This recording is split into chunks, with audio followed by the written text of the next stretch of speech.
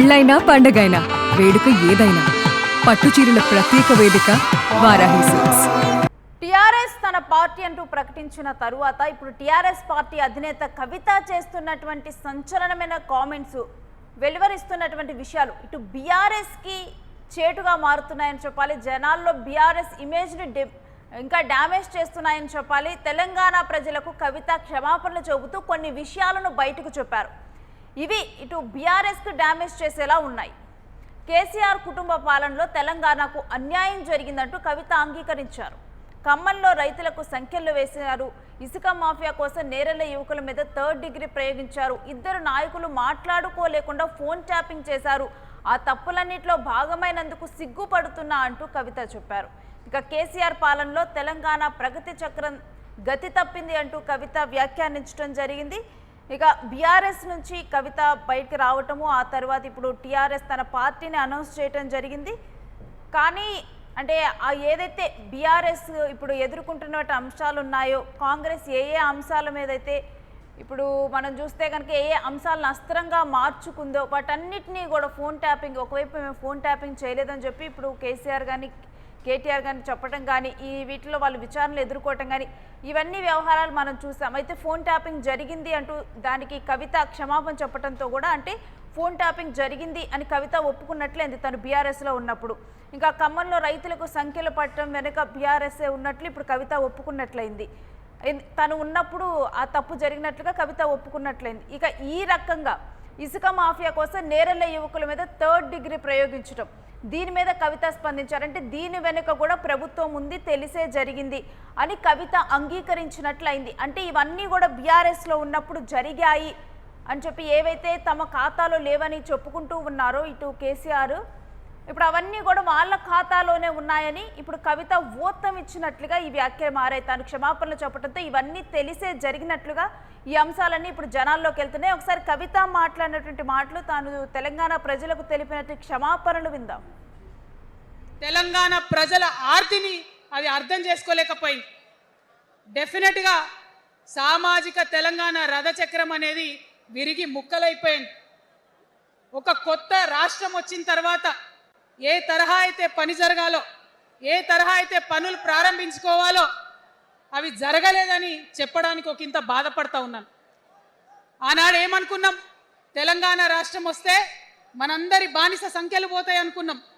కానీ రైతులకు బేడీలు పడ్డాయి, ఇసుక దందా మీద ప్రేమతోని నేరెళ్ల దళితులకు దెబ్బలు పడ్డాయి, చావులైనాయి. ఒకరిద్దరు కలిసి మాట్లాడుకోవాలంటే ఎవరు ఫోన్ ఎక్కడ మానిటర్ చేస్తుండ్రో అని భయం, వ్యక్తిగత స్వేచ్ఛ లేదు. దారుణమైనటువంటి నిఘా నీడలో తెలంగాణ అంతా కూడా బతికింది. ఇది వాస్తవం. మనం అనుకున్న కలల తెలంగాణ రాలేదన్నది ముమ్మాటికి వాస్తవం. మరి అటువంటి సందర్భంలో నేను ఇవాళ మీ అందరికి ఒక మాట చెప్పాలి. ఆనాడు పరిపాలించిన కుటుంబంలో నేను కూడా ఒక భాగం. ఆనాడు పరిపాలించిన కుటుంబంలో ఒక భాగమైనందుకు కొన్ని విషయాలకు నేను సిగ్గుపడతా ఉన్నాను. తెలంగాణ ప్రజల్ని క్షమించమని కూడా కోరుతా ఉన్నాను. ఈ అంశం గురించినటువంటి డీటెయిల్స్ మా ప్రతినిధి సత్యాన్ని అడిగి తెలుసుకుందాం. సత్య, కొన్ని విషయాల్లో ఉన్నందుకు తాను సిగ్గుపడుతున్నానంటూ కవిత తెలంగాణ ప్రజలకు క్షమాపణలు చెప్పారు.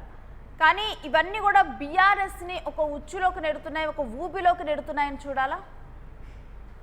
డెఫినెట్ గా నేను ప్రస్తుతం ఈ రోజు ఆమె కొత్త పార్టీ ఆవిర్భావానికి తెలంగాణలో సరికొత్త పార్టీ ఆవిర్భావానికి తెరదీసిన దాంట్లో భాగంగా పెద్ద ఎత్తున ఆమె పార్టీ పేరును ఖరారు చేస్తూ కూడా 3 పార్టీలను ఉక్కిరి బిక్కిరి చేసిన పరిస్థితి కనబడతా ఉంది. తన పొలిటికల్ ఎంట్రీయే ఒక వ్యూహాత్మకంగా మరి అమర్చుకుందని చెప్పుకోవచ్చు. దాంట్లో భాగంగానే ఎవరు ఊహించని రీతిలో తెలంగాణ రాష్ట్ర సేన అని టీఆర్ఎస్ అయితే తన తండ్రి గత 10 సంవత్సరాలుగా ఉన్నటువంటి ఏదైతే 2001 నుంచి ఉన్నటువంటి టీఆర్ఎస్ పార్టీని వదిలి బీఆర్ఎస్ పార్టీలో మరి మార్చుకున్నారు.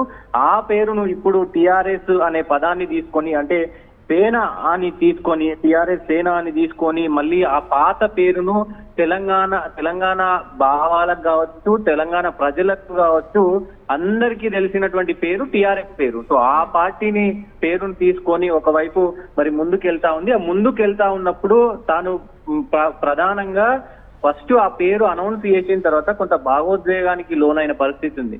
2014 అంటే తెలంగాణ వచ్చిన తర్వాత రాష్ట్రం కొంత వేరే అంటే మంచి ఆలోచనతో మంచి పరిపాలనతో ముందుకెళ్తుంది, మంచి శుభసూచకంతో ముందుకెళ్తుంది కేసీఆర్ పాలన అనుకున్నాను. కానీ గాడి తప్పింది, రథం మొత్తం కూడా తప్పిపోయింది అంటూ ఆమె చేసినటువంటి వ్యాఖ్యలు కొంత వివాదాస్పదంగా మారిన పరిస్థితి కనబడుతోంది. ఖచ్చితంగా 10 ఏళ్లలో తెలంగాణలో చాలా విధ్వంసం జరిగింది, చాలా తప్పులు జరిగినాయి.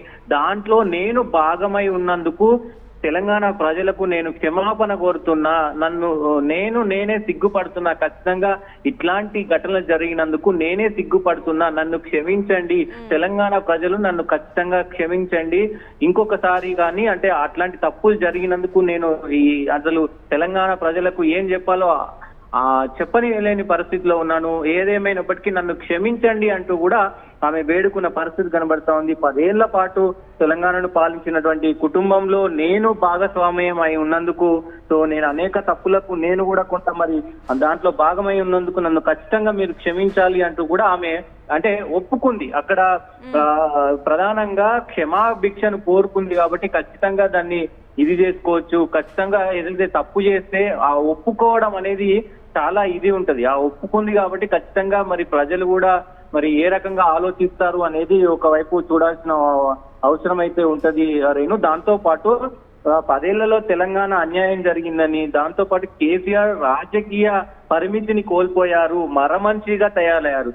తెలంగాణ కోసం కొట్లాడే కేసీఆర్ కాదు, ఇప్పుడు ప్రస్తుతం మరమంచిలాగా తయారయ్యారు. ఏదైతే గుంటనక్కలు కావచ్చు, రాక్షసులు కావచ్చు, వాళ్ళ మధ్యలో నలిగిపోతా ఉన్నాడు.